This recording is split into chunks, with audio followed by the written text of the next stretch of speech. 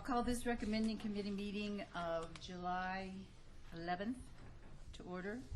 Are we in compliance with the open meeting law? Yes, we are. This meeting has been posted in various locations throughout the city. I will read the first item, a new bill, number 2006-31, an abeyance item. Amend solid waste and recycling regulations by updating service rates, adding rates for overflow collections, eliminating fees for discontinuing service, deregulating rates for competitive service areas, increasing frequency of service options, authorizing pilot programs for recycling, adding customer service standards, revising late payment penalties, adding minimum container requirements, and facilitating recycling by materials recovery facilities. Proposed by Mark R. Vincent, Director, Department of Finance and Business Services. Afternoon, Madam Chairman. Mark Vincent, Finance and Business Services. Staff would like the recommending committee to debate this item to the first meeting in September, which I think would be September 5th, 4th, or something like that. We are continuing to work with some folks in the industry as well in terms of property management and some of the other interested parties, as well as Republic, and we think we're making some progress. We're working on a draft, an amendment now, so we think giving us that extra time, we think we can resolve some issues we have. Did we have anybody else who wished to speak on this item? Thank you. I came to speak on the item, Right. but the longer this can be delayed and worked out, I think the better we're off on this. One of the questions I would like to ask, and thank you, sir, by the way, would you give your name for the record? Yes, Todd Farlow, 240 North 19th Street, Ward 3. Thank you.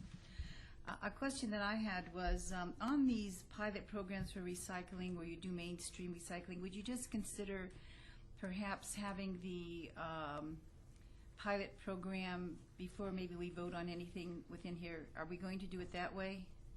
I mean, you're saying this is coming up in September. The pilot program is supposed to be for a year. I have a concern of putting it in before we see what happens with the pilot programs. So if you would just consider that, please. Sure. Is there anybody else in the audience who wishes to speak on this agenda item? All right. Hearing none, do you have a motion, Councilman Wolfson? Yes, I would make a motion to obey this item to the first meeting in September. Is that right, Mr. Vincent? And that would be the 5th. September 5th. Okay. I second the motion. All in favor, say aye. Aye. And the motion carries. All right, we'll go to the next item on the agenda.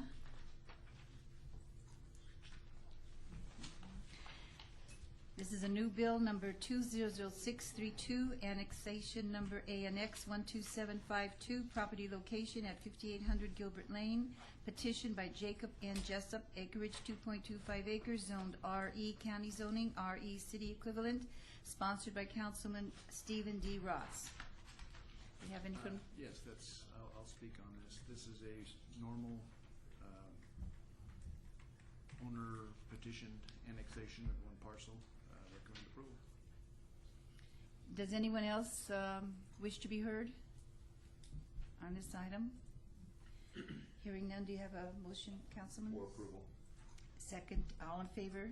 Aye. Aye. The motion carries.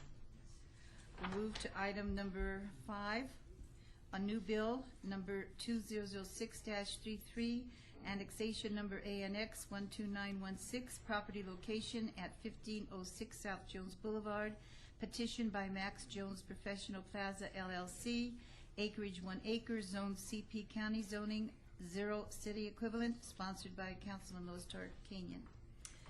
Again, this is a routine owner-occupied or owner requested petition for annexation. Everything is in order. Recommend approval. All right. Is there anybody else who would like to add to the comments on that item? Hearing none, do you have a motion, Councilman? For approval. All in favor, say aye. Aye. Motion carries. Moving to item number 6, a new bill, number 206-34, updates the zoning standards applicable to group residential care facilities, facilities for recovering alcohol and drug abusers, and facilities for released offenders, proposed by M. Margot Wheeler, Director of Planning and Development. Flynn Fagg with Well, Planning and I Development. guess it isn't Margot down there. Not quite Margot. I'm just her substitute. Your substitute, all right. Hearing from staff? As you may be aware, there has been a moratorium on group homes. The Planning and Development Department has been working with neighborhood services and also with financial services in order to make our regulations more in line with state statutes and definitions. We believe that we've achieved that with the ordinance that you have before you, which revises slightly some of our standards and addresses the concerns that were raised by council. Okay. Does anybody else wish to address this item? Hearing none, do you have a motion, Councilman This Wilson? will be before, so a question, sir. The M in M. Margot Wheeler stands for what? Mary Margaret. Mary Margaret. Thank you very much. Should never live this down. That sounds like My a very motion is for holy name. approval. Yes, okay. All in favor say aye. Aye. The motion carries. We now will move to item number 7, a new bill number 2006-35, establishes the means for allowing adult daycare centers in commercial and industrial districts and establish standards for the use when approved as a conditional use. Sponsored by Councilman Larry Brown. Do we have comments from staff? Flynn Fagg, Planning and Development. The proposed ordinance would establish adult daycare centers. Currently, our definition for daycare is limited to that of children, and so we're proposing to establish a new use which will be allowed in commercial districts as a permitted use. Thank you.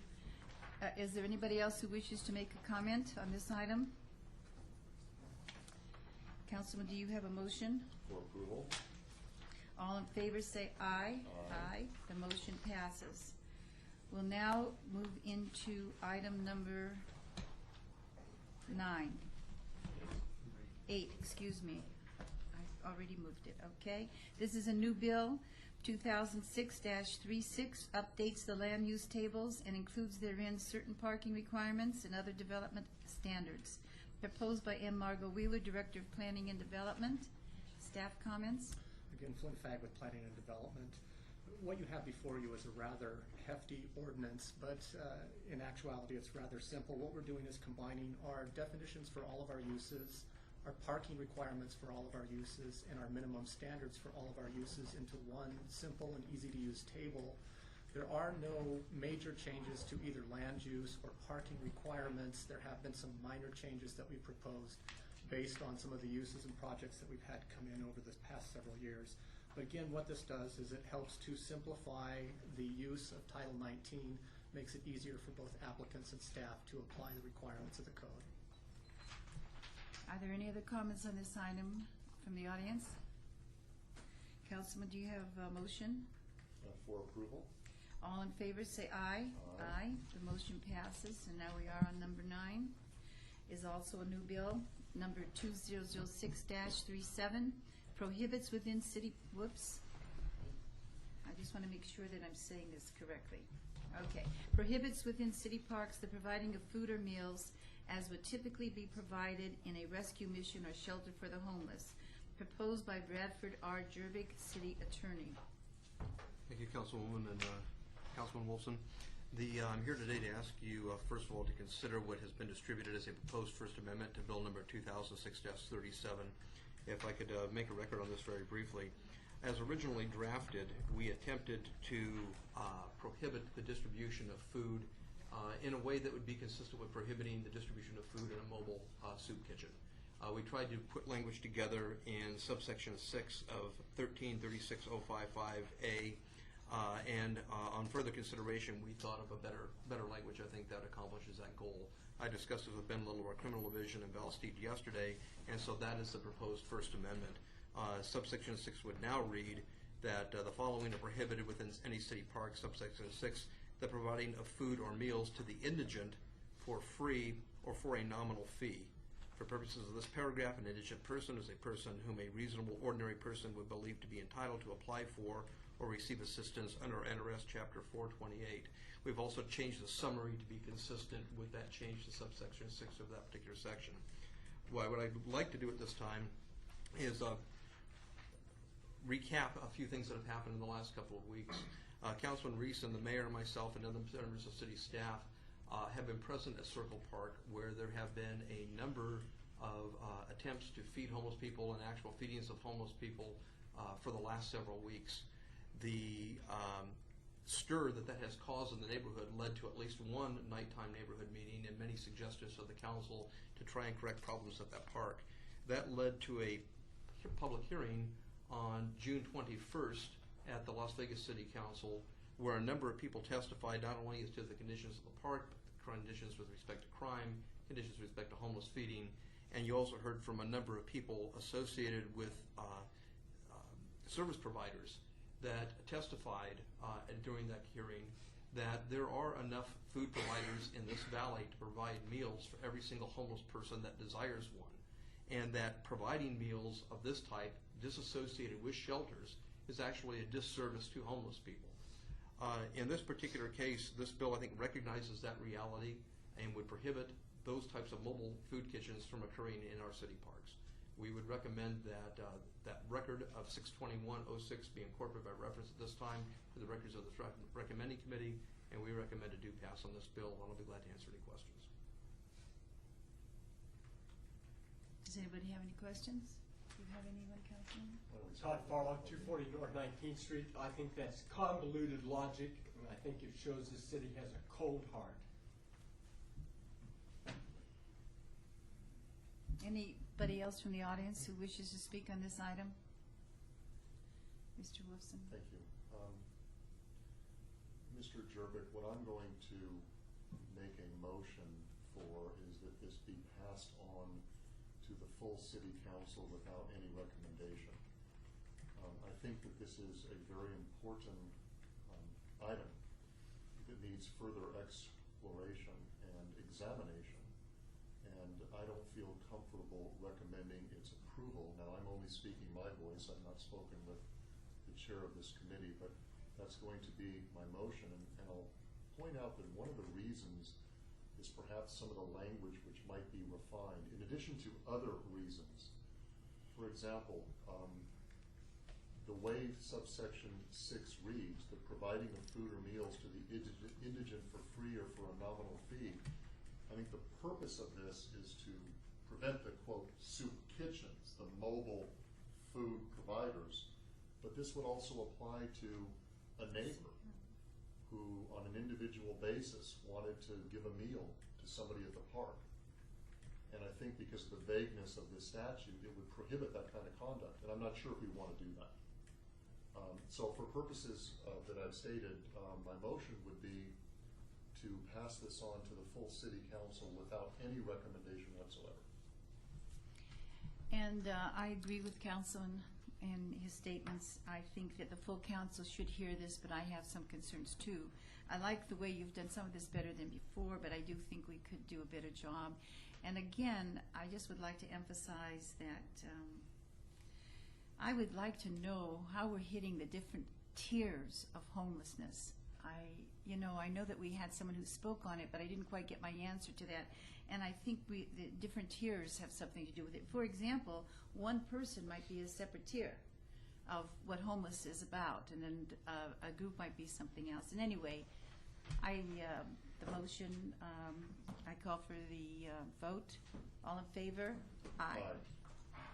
And that will be the proposed First Amendment that goes without a recommendation. Yes, that was my motion, for the proposed First Amendment without any recommendation. And you understand, sir, that means it goes to everybody, okay. Moving on to item number 11. Boy, I'll tell you guys, you got me so I'm trying to get us out early or something. New bill, bill number Z 2006-1, amends the city's official zoning map atlas by changing the zoning designations of certain parcels of land, non-residential, proposed by Mary Margot Wheeler, Director of Planning and Development.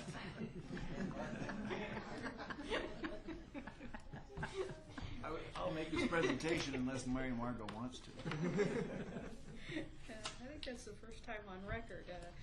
Yes, Margot Wheeler Planning and Development. These are the annual or more often batching of the properties that have had previous action by the council to change the zoning, and where subsequent action on the property to vest these properties, move forward with the project, do the buildings, have resulted in the recommendation for the hard zoning to occur, and that is what these two packages are before you at this time. Do we have any comments on this item from the audience? Any comments or a motion from the councilman? My motion is for approval. All in favor, say aye. Aye. The motion carries on item number 11.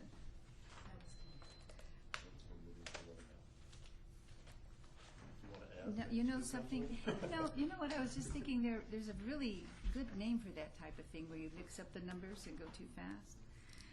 The new bill, Z-2006-2, amends the city's official zoning map atlas by changing the zoning designations of certain parcels of land residential, proposed by M. Margot Wheeler, Director of Planning and Development.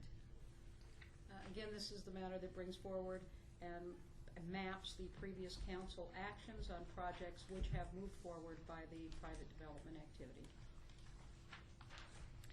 Any comments from the audience? Any comments from the councilman or a motion? The motion is for approval.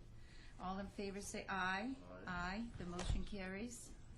Now, do we have a time where we have comments from the audience that we can hear what you have to say? Would you like to come up one at a time to our microphone and speak? Any of you who wish to speak? So everything is over with, the past? Yes? No, everything is over, but not everything is passed. Excuse me, I'm Beatrice Turner, and what I come of West Las Vegas, what I come here was for the agenda item, the one that Larry Brown had on here, number 7. Yes. I believe that was passed. It was passed. Can somebody explain to me how if you're gonna make an adult daycare and put it in a commercial building?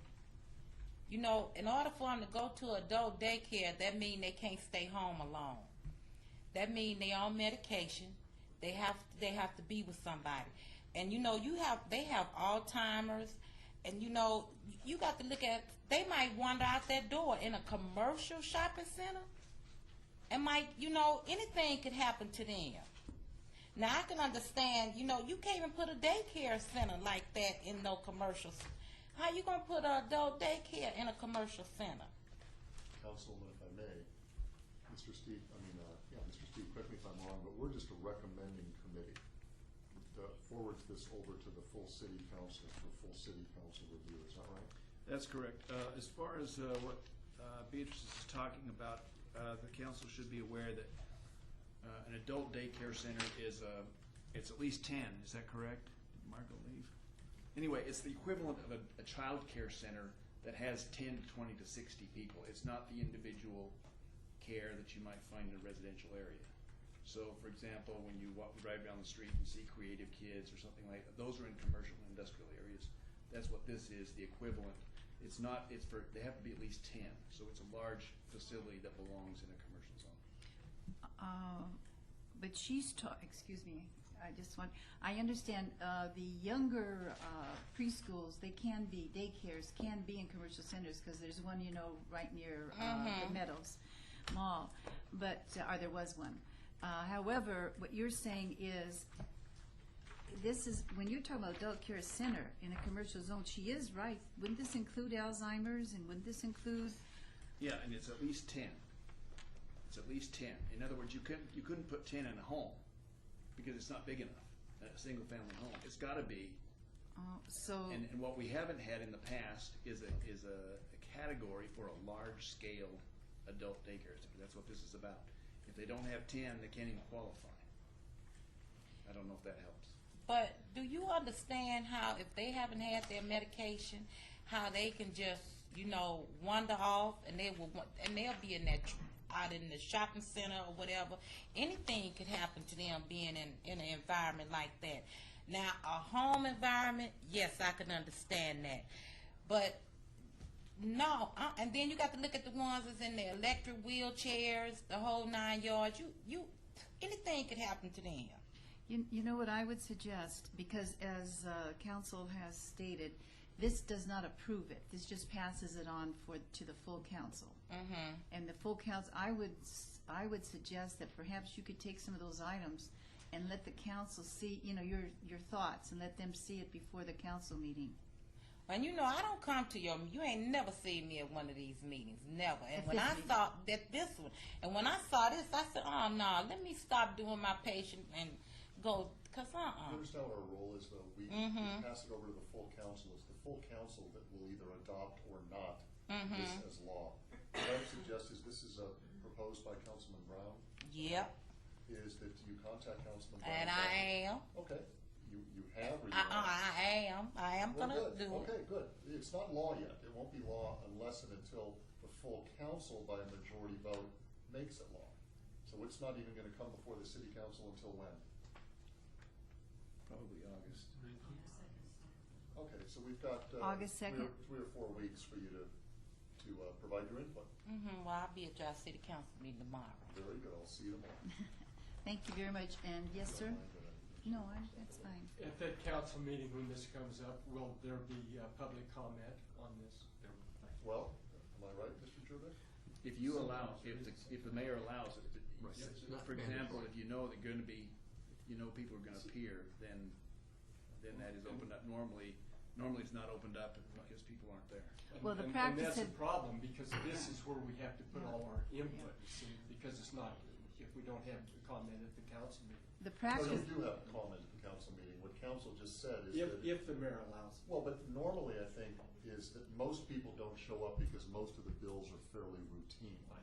But if you make your desire known ahead of time that you'd like to speak on things, you make that known to Mayor Goodman, Mr. Jurbeck, any of us. Yeah. We'll make sure that the mayor is made aware of that, and he'll provide you with an opportunity. Thank you. anybody else who wishes to speak on any of these items? All right, then I feel that we have come to the end of our meeting, and the meeting's adjourned.